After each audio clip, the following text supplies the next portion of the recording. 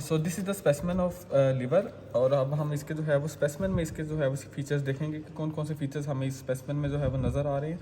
सो ये बेसिकली इसकी anatomical position है। अगर हम लोग जो है वो बॉडी में देखें तो लिवर बेसिकली इसी तरह जो है वो राइट साइड पर जो है वो बॉडी में पड़ा हुआ होता है, सही है। तो ये इसकी एनाटॉमिकल पोजीशन है। इसी एनाटॉमिकल पोजीशन में हम देखते हैं कि अब हमें सामने से बेसिकली क्या क्या नज़र आ रहा है। ये बेसिकली ये जो बड़ा हमें लोब नज़र आ रहा है ये है राइट लोब ऑफ लिवर, और ये वाला जो छोटा है लेफ़्ट साइड पर है ये है लेफ़्ट लोब ऑफ लिवर।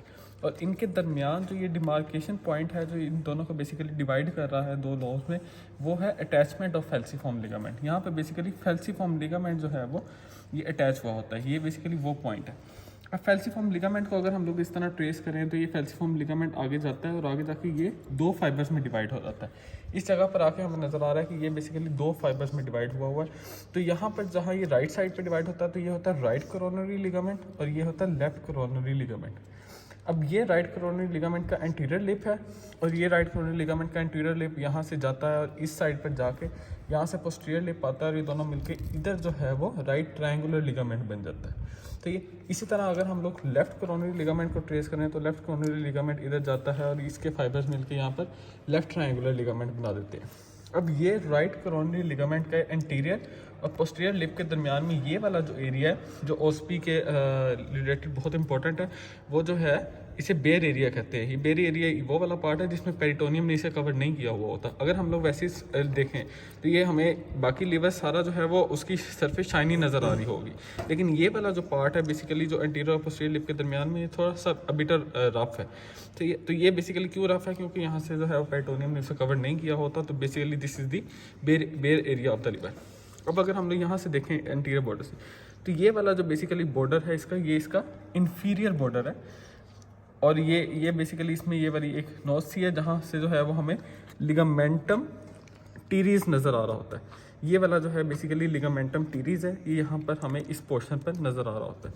उसके अलावा यहाँ पर आप लोगों को इस जगह पर बिल्कुल इंफीरियर बॉर्डर के राइट लोब के इंफीरियर बॉर्डर पे यहाँ पर हमें ये जो नज़र आ रहा है ये basically fundus of gall bladder है। इसको अगर हम लोग विजुअल सरफेस से देखें तो हमें मज़ीद जो है वो पता चल जाता है कि ये जो है वो गॉल ब्लैडर है। लेकिन अगर इस तरह पड़ा हुआ हो और पॉइंट इस तरह इधर लगा हुआ हो पिन पे तो यहाँ पर हमें सिर्फ ये फंडस ऑफ गॉल ब्लैडर नज़र आ रहा होता है जो बेसिकली ट्रांसपाइलोरिक प्लेन के लेवल पर होता है नॉर्मली बॉडी में एनाटॉमिकली।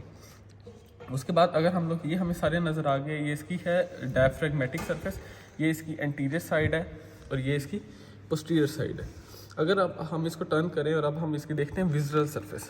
अगर हम अब इसकी विजुअल सरफेस देखें तो ये this is basically the visual surface of liver. अब हम इसमें पहले तो ये देखेंगे कि कौन कौन से स्ट्रक्चर्स नज़र आ रहे हैं, फिर हम ये देखेंगे कि ये किन किन ऑर्गन्स के साथ एसोसिएटेड है, उनके इम्प्रेशंस किस तरह पड़े हुए हैं, ठीक है। तो सबसे पहले हम लोग इसके मिडल में देखते हैं। अगर हम लोग इस तरह देखें तो ये इसको अगर हम लोग इस तरह टर्न करें तो फिर हमें पता चलेगा कि ये अपर पार्ट है और ये लोअर पार्ट है। अब इसके अपर पार्ट का जो लोब है उसे हम लोग कहते हैं कोडेट लोब, सी से होता है कोडेट लोब, और नीचे वाला जो है वो क्वाड्रेट लोब होता है। अब इसको हमने किस तरह याद रखना है, क्योंकि ये अल्फ़ाबेटिकली सी जो है वो पहले आता है और जो है वो क्यू बाद में आता है। तो अपर पार्ट वाला कोडेट लोब है, सी से स्टार्ट होने वाला, और नीचे वाला क्वाड्रेट लोब है, क्यू से स्टार्ट होने वाला। अब इस क्वाड्रेट लोब के साथ हमें ये जो नज़र आ रहा है ये है हमारे पास गॉल ब्लैडर।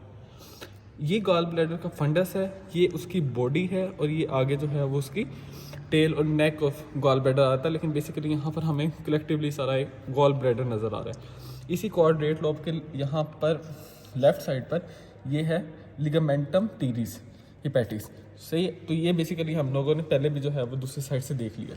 अब ये हमने देखा किसके हवाले से, क्वाड्रेट लोब से। अगर हम लोग अब क्वाड्रेट लोब के हवाले से देखें तो इसके ये बेसिकली ये वाला जो ओपनिंग हमें नज़र आ रही है, जो वेसल की ओपनिंग नज़र आ रही है, इंफीरियर वेना कैवा है।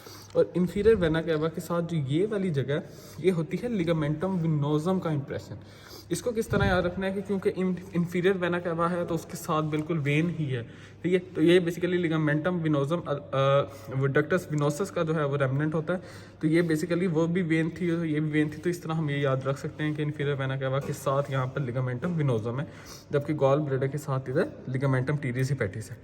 और ये जो दरमियान में ये वाला है ये होता है पोर्टा हिपैटिस। यहाँ पर जो है वो पोर्टल ट्राइएड के स्ट्रक्चर जो है वो एंटर और लीव कर रहे होते हैं, जिनमें बाइल डक्ट आती है, हेपेटिक आर्टरी आती है और पोर्टल वेन आती है। इनका अगर हम एंटीरियर टू पोस्टीरियर रिलेशन देखें तो वो भी इसी तरह होते हैं कि सबसे आगे बाइल डक्ट होती है, उसके पीछे हेपेटिक आर्टरी और उसके पीछे पोर्टल वेन होती है। अगर हम लोग इस जगह को ट्रेस करें, लिगामेंटम टीरीज ये और उसके बाद ये पोर्टा हेपेटिस ये वाला जो पोर्शन है, ये बेसिकली जो है वो एक एल शेप स्ट्रक्चर बना रहा होता है। ये अटैचमेंट प्रोवाइड करता है लेसर ओमेंटम को, जो लीवर से जो है वो स्टमक तक जो है एक पेरिटोनियल कनेक्शन होता है। ये लेसर ओमेंटम की अटैचमेंट होती है एल शेप सी। तो अगर हम इसमें ये देखें कि ओस्पी के हवाले से पॉइंट्स कहाँ पर लग सकते हैं, तो वो इधर दोनों लोब पर लग सकता है, गॉल ब्लैडर पर, लिगामेंटम टीरीज पर, लिगामेंटम वेनोजम पर और इंफीरियर वेना कैवा पर। सही, तो ये वो वाले स्ट्रक्चर्स हैं जो हमें यहाँ पर नज़र आ रहे हैं। अब हम देखते हैं इंप्रेशन हमें कौन कौन से नज़र आ रहे हैं। अगर हम लोग इसको एनाटोमिकली देखें तो हमारे लिए ज़्यादा ईजी होगा समझना कि एनाटोमिकली, क्योंकि लीवर इस तरह पड़ा हुआ होता है। ये राइट साइड पर होता है, तो इसके यहाँ लेफ्ट साइड पर यहाँ पर स्टमक होता है। ठीक है, तो इसका मतलब कि लेफ्ट लॉब के नीचे जो है वो कौन सा इंप्रेशन होगा, गैस्ट्रिक इंप्रेशन। ये वाला बेसिकली जो इंप्रेशन है गैस्ट्रिक इंप्रेशन है। गैस्ट्रिक इंप्रेशन से क्योंकि आगे जो है वो पाइलोरस स्टार्ट होता है, तो ये पाइलोरस और ड्यूडेनम का इंप्रेशन यहाँ पर बनता है। लेकिन अगर ओस्पी में यहाँ पर पॉइंट लगता है तो हमने इसे जो है वो ये वाला, ये अगर गैस्ट्रिक है तो गैस्ट्रिक स्टमक से यहाँ पर जो है वो पाइलोरस और ड्यूडेनम का इंप्रेशन यहाँ पर पड़ता है, जो नीचे क्वाड्रेट लॉब था उसके ऊपर। लेकिन क्योंकि अगर ओस्पी लगती है और यहाँ पर पिन लगती है तो इसे हम लोगों ने इंप्रेशन नहीं लिखना, हमने इसे क्वाड्रेट लॉब लिखना है। लेकिन ये जस्ट इन्फॉर्मेशन के लिए कि यहाँ पर इंप्रेशन किस चीज़ का पड़ता है, ये है गैस्ट्रिक इंप्रेशन।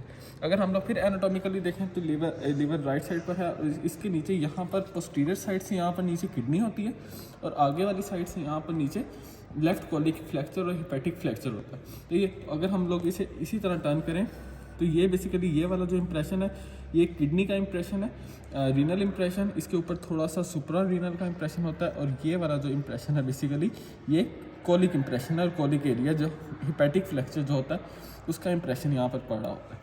तो अगर हम लोग अब एक दफ़ा सारे इंप्रेशंस को रिवाइज कर लें तो इंप्रेशंस किस तरह, सबसे पहले ये वाला गैस्ट्रिक इंप्रेशन, गैस्ट्रिक से आगे जो है ये पाइलोरस निकल रहा है जिसका इंप्रेशन क्वाड्रेट लॉब पर जाएगा।